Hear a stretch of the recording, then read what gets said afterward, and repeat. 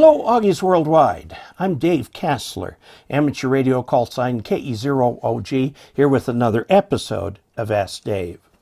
Today's question comes to us from John, KF0HWK. And he says, stupid question number 19. There is no stupid question. The only stupid question is the one that is not asked, because you won't get an answer if you don't ask. Okay. I want to tune a mobile antenna, but I'm concerned about keying in a given frequency range that will interfere with other hams transmissions. That is commendable. There is a set of VHF, UHF frequencies that I can access for this purpose. I'd say any of the Simplex frequencies would work just fine. Don't key up on a repeater input. You can check, let's see, there is a list of repeaters. Repeater directory. Okay, there's a website called repeaterbook.com. Okay, and the repeaterbook.com, let me put that down here so you can see it. Repeaterbook.com, and find repeater frequencies that are near you and avoid those. Now, your simplex frequencies vary from state to state, but like 146.52 is a common one. There's a similar one for 70 centimeters. And you are also using, let's see, an Anytone ATD 578 UV3 Pro. Also has 1.25 meters on it, 220 megahertz, 222 megahertz. So he wants to tune a mobile antenna. He wants to tune on a frequency other people won't normally be using. Unlike CB or GMRS, which have very few channels, 2 meters and 70 centimeters are great big bands. And there's always a part in there where you won't find much action. Go to, if you go to your state's frequency coordinator, they'll have a list of simplex frequencies, both for 2 meters and for 70 centimeters, and for 1.25 meters too. And just pick a simplex frequency. There's a great deal of doubt that you'll hear much of anything on there. Go ahead and use one of those to tune up. Now, identify yourself when you're tuning up every so often, 10 minutes. Okay, all right. The radios he's contemplating installing and tuning are the TYT-TH 9800 and the Anytone ATD 578 UV3 Pro. Now, it sounds like you're trying to decide between the two, because the two radios do almost the same thing. Okay, the Anytone is a DMR radio as well as a plain FM radio. And I would recommend, if you buy that, you buy it from Bridgecom Systems, because they are the one reseller of that radio that actually provides support after the sale. They've got a lot of training materials on DMR. They have code plugs and things like that you can put in them that are just super. So I'd recommend them for that. I don't know about the TYT, best place to go. Try DX Engineering or Ham Radio Outlet or something like that. Okay, so just pick a frequency, simplex frequency, tune it up. It won't take much tuning. Now note that at 2 meters, a regular HF SWR meter will work. However, the wattage it gives you will be way off. Now, the way these meters work is they measure the power going out and the power coming back. And if it's off by the same amount. So when you do the ratio, the errors cancel and you get about the right SWR reading on there. You want, like any antenna, to try and get that SWR under 2 to 1 across the entire band that you are going to use. Okay? So Now 440 is a big band, and you may not be able to do that so well. Now, I'm assuming that you're putting together some sort of homemade antenna for this, because there are ample ready-made antennas for these bands.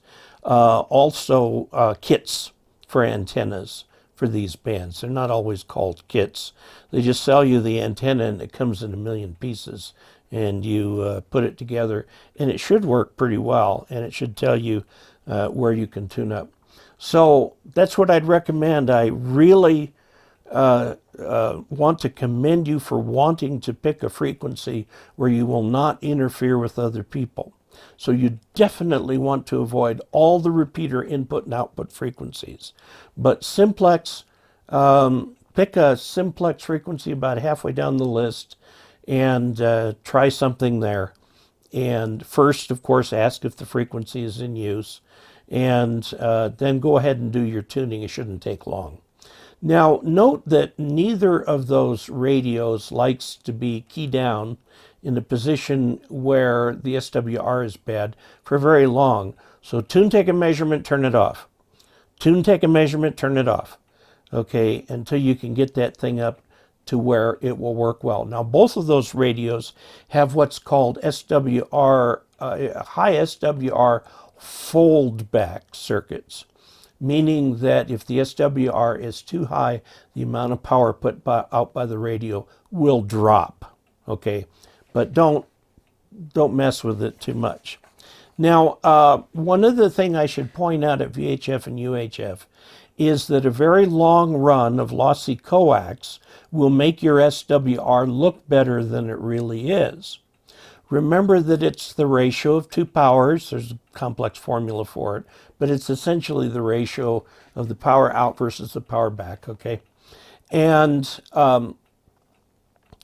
if you have lossy cable, the power that goes out, you lose part of it. So when it reflects power back, you lose part of the reflected power. So you got a double whammy there, and that can cause the SWR to look lower than it really is. For if you are the kind of person that's tuning antennas and you want them to work really well, I would suggest LMR 400 cable, or you can get RG213, which is easier to put a connector on. But you can get pre-built cables. I will warn you that the cable will be a lot longer than you think it is.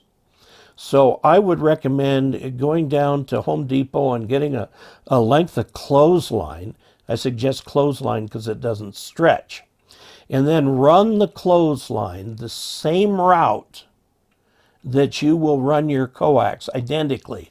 Down under the house, up around the outside, around under the eaves, up to the side, up the mast of the antenna.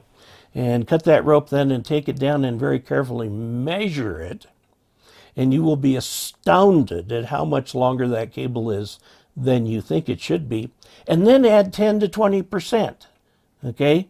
And then order a cable of that length. You can get cables any length you want. DX Engineering sells its own house brand of cable, or you can go to somebody like Coax USA, or is it USA Coax, and get a custom cable there with actual times microwave. LMR 400, you can get actual times microwave cables from Ham Radio Outlet and so on. There are lots of different places that you can get them. Don't get them on Amazon generally, because if you get the cheap Chinese knockoff for LMR 400, it can really cause you problems. I once went to help a friend of mine put in some LMR 400. He was very pleased that he had times microwave LMR 400. I went up and looked at it and went, this is not LMR 400. It was thinner, even though it was printed with LMR 400 on it. I tried to put connectors on it, and the problem was LMR 400 center conductor is a soft aluminum with a copper coating, and it has a 4-inch bend radius. You can bend it pretty tightly. But this stuff, if you bent it at all, it broke off. And it took me 3 tries to get the connector on that thing. I I got a connector on there and hooked it up for him. And I didn't tell him he had Chinese knockoff, but you want to avoid the Chinese knockoff. You can also order directly from Times Microwave, or they can give you a dealer near you to get Times Microwave. You can buy the Times Microwave either without cables or with cables. I'm sorry, either without connectors or with connectors. And you can get it to the length that you want.